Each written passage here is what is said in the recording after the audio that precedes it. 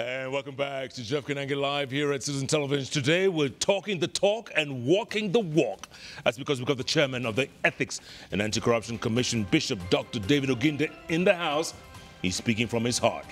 From the pulpit, he's taking no prisoners. And you know, we're talking in the break, Bishop, look, even El Nino shows up, the government gives money to counties, the money is eaten, people are dying. Come on, man. How do you do that? How do you live with yourself? That's the question I ask myself. How do you live with yourself knowing that these people who died in the floods is because I used the money to take my children abroad, to build myself a mansion, to buy myself a 50th car? How do you live with yourself? Your conscience must be dead for you to really enjoy life, the kind you are saying they enjoy. Did you say a 50th car? Yes. 50th? Some of these people, you go to their compounds, and it's like a parking lot.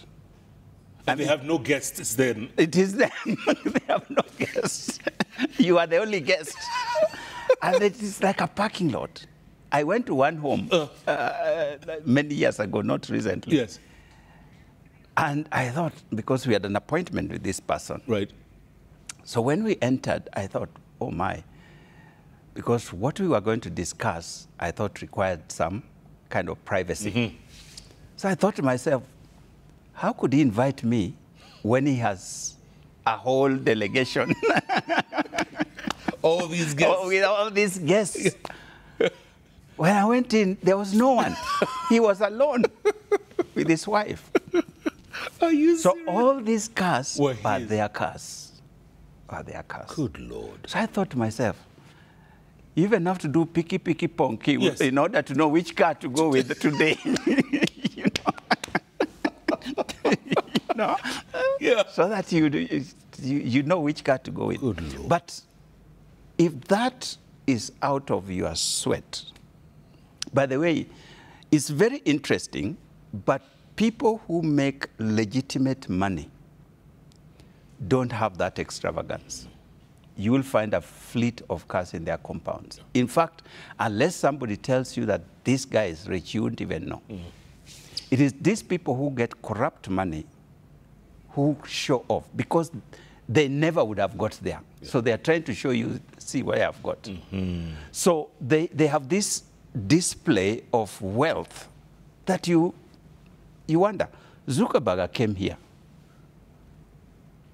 Unless somebody pointed him out, you wouldn't know. Nobody would have known. You wouldn't have known. When he was eating ugali and skuma wiki. He had called, what do you call that place? Yes, Mama Oliech, yes. Nobody knew. Nobody knew. Bill Gates came here and he slept in a tent in the parks. Good Lord. These are people with money, which they have made legitimately. The other thing about people who make legitimate money is that they support others. The billions that Bill Gates and all these guys who have real legitimate big money, they give most of it to support other nations, other people. They create foundations that support all kinds of people. Yeah. The people who steal money, stash them away in Swiss banks, and now I hear Dubai is the new center and all that. It helps no person. Easy come, easy go. Then they die, and the money dies in a Swiss account. Yes, and the Swiss benefit the most. That's why they are rich with a very small country. Yeah, absolutely. With our money, you know. And in the meantime, Mama Mboga is suffering every day, waking up every day to make like 400 or 500 shillings. Exactly. If that. So those are things that really, you know, again from the Bible says, when the poor man cries to me because of you, I hear their cry. In other words, when a poor man cries because someone has taken that which would have helped them, God hears in heaven. And God is not like EACC, who has to do investigations, follow due process, follow the law. God strikes straight. And he deals, some things I've seen happen to certain people, and I just feel that is the finger of God. Mm-hmm. You know? It's just that there is no direct correlation that we can make. Right. But you can just see that something, God was in this somewhere. So when poor people, we who have been given responsibility, I sit in a government office, and instead of helping the people, instead of serving the people, instead of helping people to better their lives, I take that opportunity to enrich myself. I take that opportunity to take that which belongs to them to make my life better. And these people cry. You know, when a poor man is crying, he's crying, oh God, please help me, oh God. And they know, God knows why this person is crying. Because the money that should have bought medicine that would have helped them from their pain was taken by me. The money that would have helped them to buy food was taken. Fertilizer, subsidized fertilizer, is brought into the country. A few individuals buy all of it. And resell it. Then resell it. Repackage it, resell it. Good Lord. I mean, the things I see in my office drive you crazy. It's like a movie. It's like a movie. It's like a movie, a bad one, a horror one. Yeah, it's a horror one. So those things, I want to just appeal to Kenyans. Let's leave this thing of corruption. Let's do legitimate work. This country is very rich, and they have enough resources to feed all of us according to your ability of the work that you do. We have enough to go around. So there's no need for you to take shortcuts to go and steal from others, steal from government, manipulate things. You may think you're doing well, but many Kenyans are crying. Many, many Kenyans are crying. I want to appreciate those people who have come out strongly. The head of public service has actually been like the head of EACC. I mean, he has gone around this country doing all that he can do to warn people, the police officers, government officers, whatever. He has had meetings with almost everyone, trying to help them to appreciate that we are not tolerating this. Unfortunately, people are not listening to that voice. The president has been talking about the whole issue of corruption and that we are not going to tolerate this. Let's heed these voices and do what is right so that this country can be a better place. We have had our religious community who have come out very, very strongly speaking against this. Those voices are good, and let's let them continue. Somebody may hear something somewhere, and perchance it may enter their ears and they turn their ways. So I want to call upon the religious community. We have our audiences every Sunday, every Friday, every Saturday.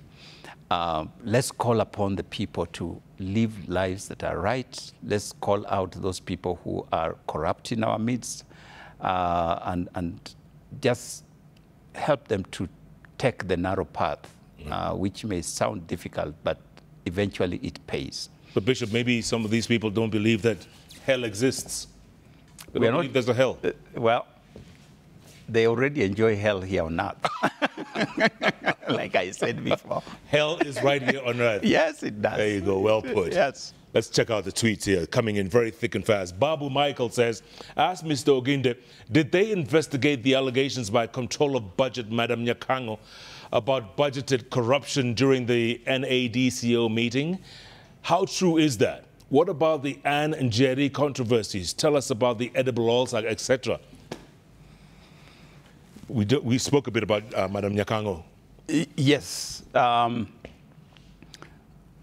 We are investigating the edible oil saga. I mentioned that.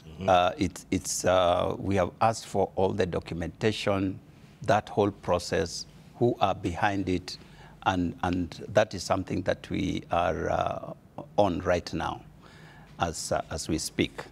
So in due course, I want to believe that we'll let Kenyans know what we have found out about that particular import. And Jerry? Yes. Or Madam Nyakango? Madam Nyakango raised that this is not an unusual thing. That's why I said that the big corruption does not attract drama, because it is done in a very quiet way. So you'll find that, for example, a project that is supposed to be undertaken, which is supposed to say cost 1 billion, it has been inflated to 1.8 or 2 billion, in fact 3 billion. Right. Some cases 7 billion. Oof. Yeah. One of the cases we had was where the budget was 1.8 billion for a project. It was raised to 87 billion. 87? Yes. So there's no conscience. So anyway, what happens, therefore, in some cases, is that that money is included in the budget. So that when the money then comes, the paperwork is quite okay to the ordinary eye, because everything was according to how it was budgeted. We are spending according to budget. And so nobody questions. Nobody questions, or nobody should question. Right. So it is only when you dig deeper that you find that part of that budget was irregular allocation of resources that was going to go to a particular person, group of individuals who have colluded around this. How does 1.8 billion become 87 billion? Help me. Help me. Ask the guys who do it. What? Yes, they do it. Good Lord. All right, more tweets, thick and fast. True Kenyans are asking, Chairman, why Kenyans haven't seen the big fish arrested and charged in court. What we are seeing is just small fish being caught. We need to see the untouchable politicians arrested for corruption. You agree? No, I don't. Go on. I just told you of cases, 6 billion, 8 billion, 400 million. You call those small fish? Then what is big fish? 87 billion. Yes. So. Yes, but they want to see arrests. They want to see these guys on the front pages and our headlines. What do you mean by arrests? What we do is, if there's a scandal or where there's an allegation of a scandal, say, I don't know which one I would pick, our team goes to investigate. These people are called upon to give their evidence. We only do arrests where a person has resisted or refused to answer to our call. And does that happen? It happens once in a while, and you have seen us go for these guys, you know. But where a person, say, for example, this allegation, Jeff Koinange did this and this when he was heading this, or while he's heading this, we call Jeff Koinange to come to our offices. To Integrity House. Yes, to do a statement, okay? There'll be no drama. If you come, we will take your statement. We will continue with our investigation. You let me go? We will let you go. We will get all the evidence. Once we have put all that together and we find that you have a case to answer, we forward that case file to the office of the Director of Public Prosecution. They look at the file. They convince themselves that indeed there's a case to answer. They take it to court. All this time, there's no drama. Because if you had refused to come to our office, then there would be drama. then we would come for you. Then we would ransack your house. Freeze my assets? Freeze your assets. All my 50 cars? Yes. That can happen even if there's no drama. Uh-huh. If we find, for example, and you had recently where we go to court and ask court to freeze certain people's assets because we are undertaking investigations, and we fear that while the investigations are going on, some of these assets could be disposed of. So we will ask for that. Okay. So unless there are those kinds of things, you will not see anything dramatic happening. Okay. The drama will now come on the day when these people are taken to court, because now Jeff has to appear in person. Correct. Are we together? So that's when people will know, oh, so he was being investigated. All along. But as long as everything else is moving, there's no need for drama about it. We call Jeff, he comes to the office, we ask him questions, he answers, we get to find out who else we need to call, we call them, they come, we ask questions, we compile our evidence.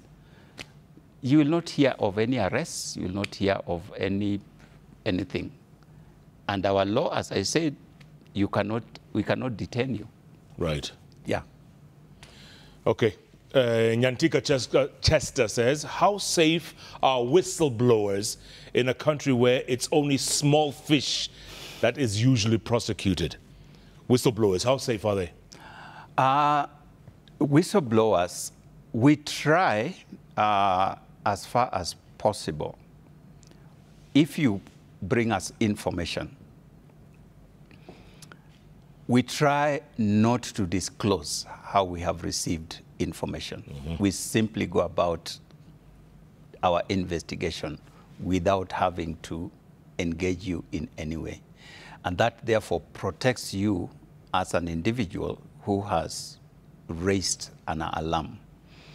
So unless you are directly involved in that particular case, where you also need to come now as a witness, so beyond being just a whistleblower, you also are needed to be a witness. That is where now there's a witness protection law that then takes care of you. But in whistleblowing, in most cases, we try not to disclose our sources of information. And the witness protection, it works? I mean, you... Yes, it does work. Yeah. It does work. You give someone a new identity, you relocate them? It will depend on what the case is. So it is treated case-by-case basis. Yeah. All right.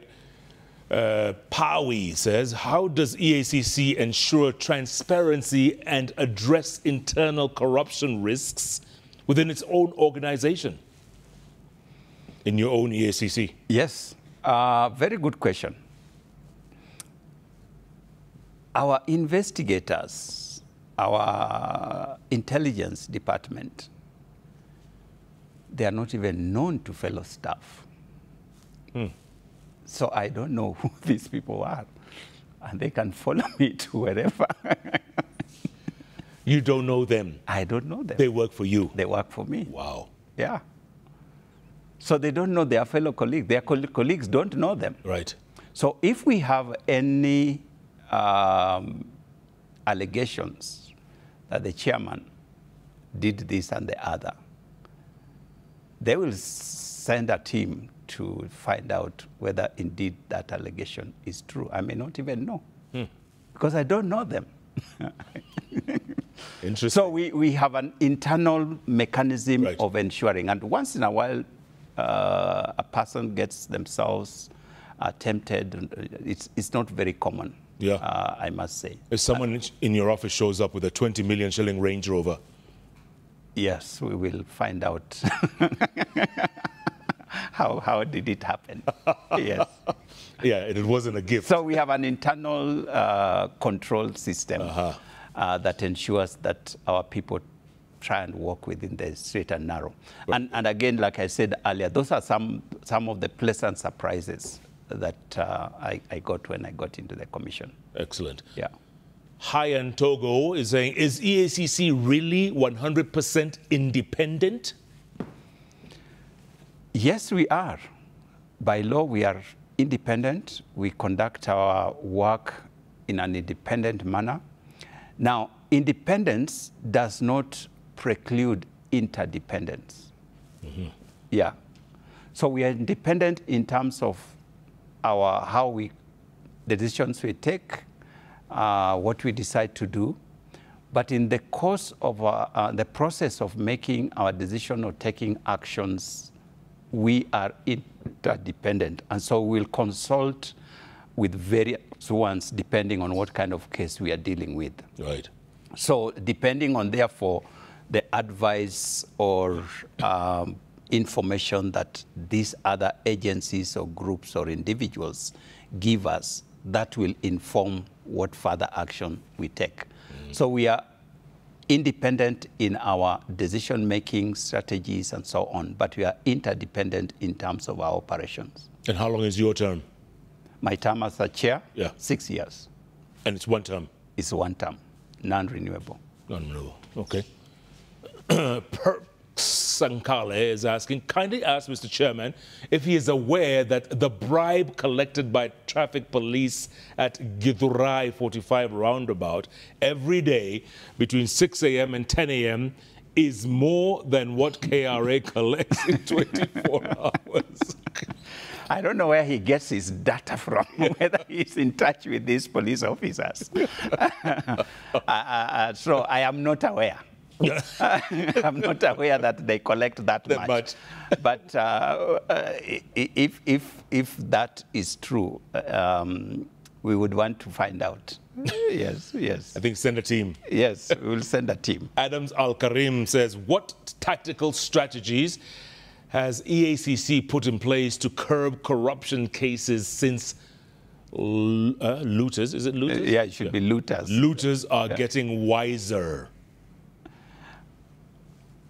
Yeah, I think I mentioned that in the beginning. Yeah. That we have very, very brilliant minds being applied into corruption.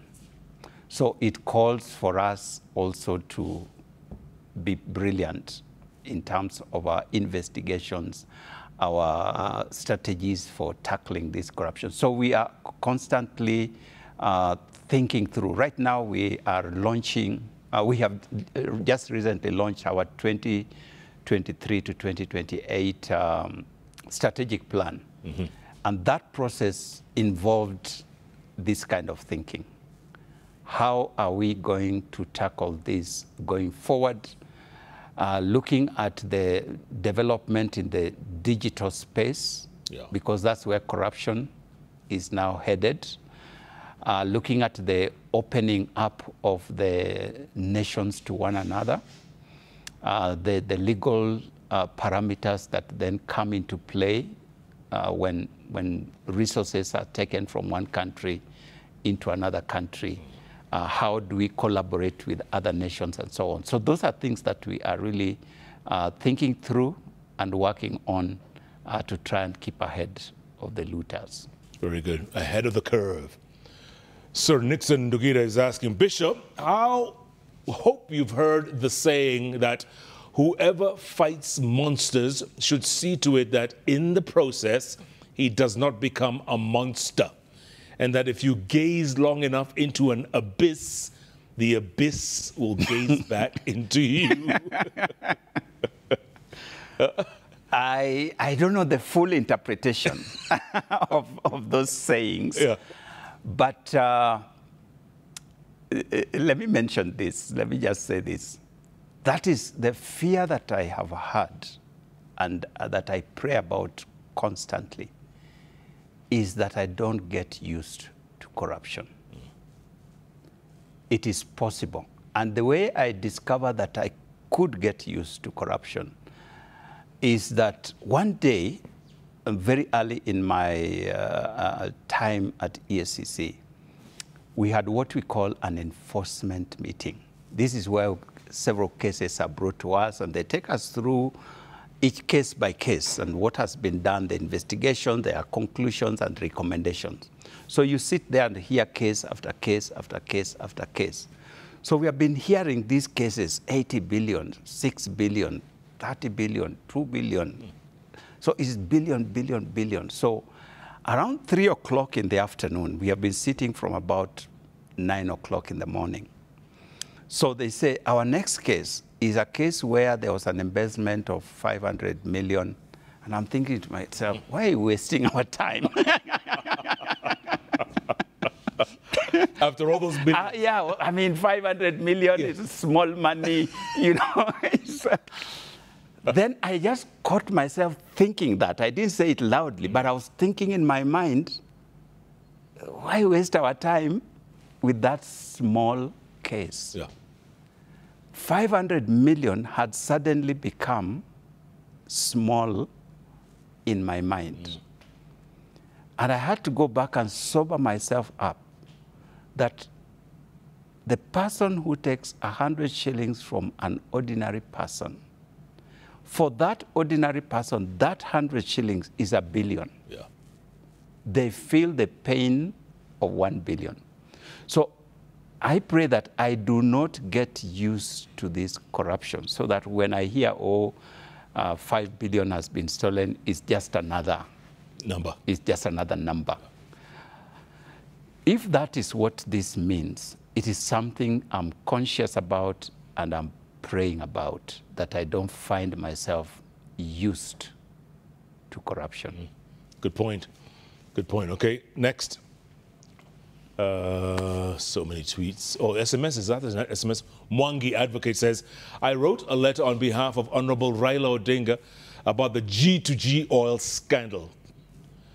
What has happened? So far, the chair is silent.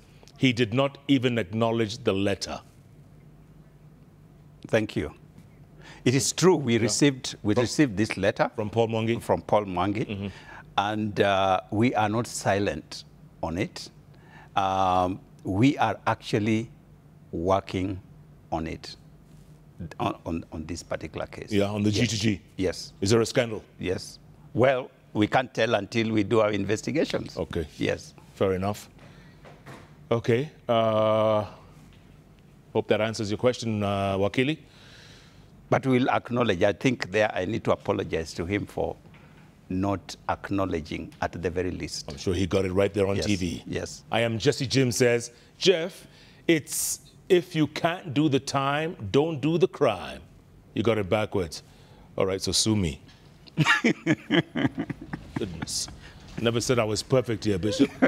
No. With having had so much corruption from me, your mind might be corrupted. My mind is completely corrupted. Thank you. Oh, well done, Bishop. That was fantastic. Great, great conversation there.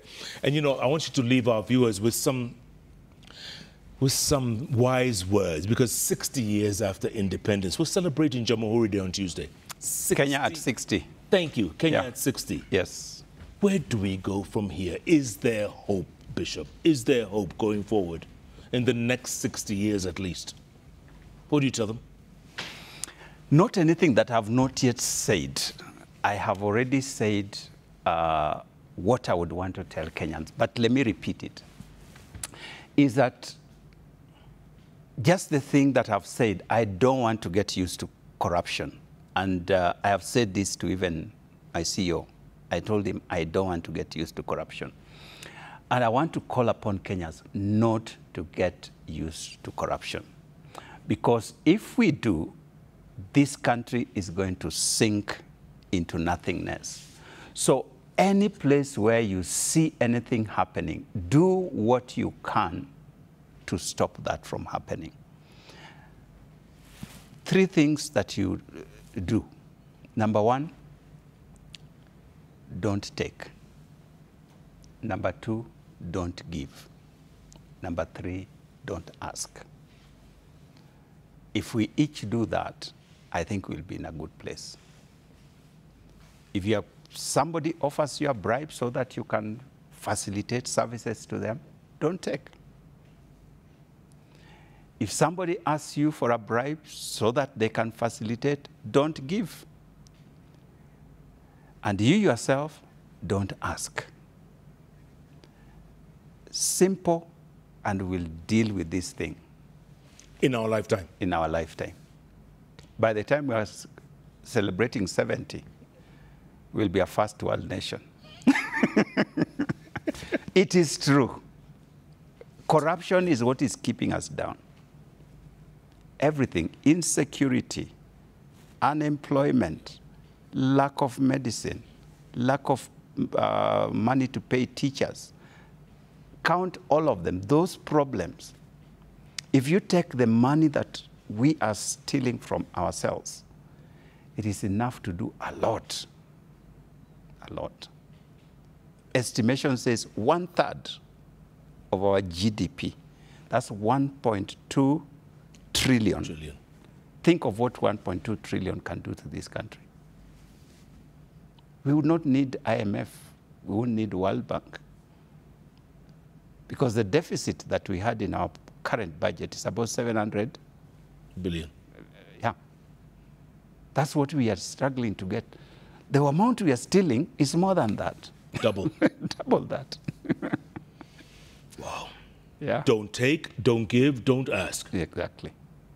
And we need all hands on deck. All hands on deck. Chairman, good to see you. Thank you. Congratulations, and keep up the good work. And don't give up. Don't give up. We are not about to give up. Yeah. Does hell exist? Hell is there and is waiting for us many who are committed to evil, whether they go to church or not. Yes. Yes. They're going to hell. They're going to hell. Good. Yeah. It exists. Chairman of the Ethics and Anti-Corruption Commission, Bishop Dr. David Oginde, speaking his mind from the heart. That's all it is, folks. At the end of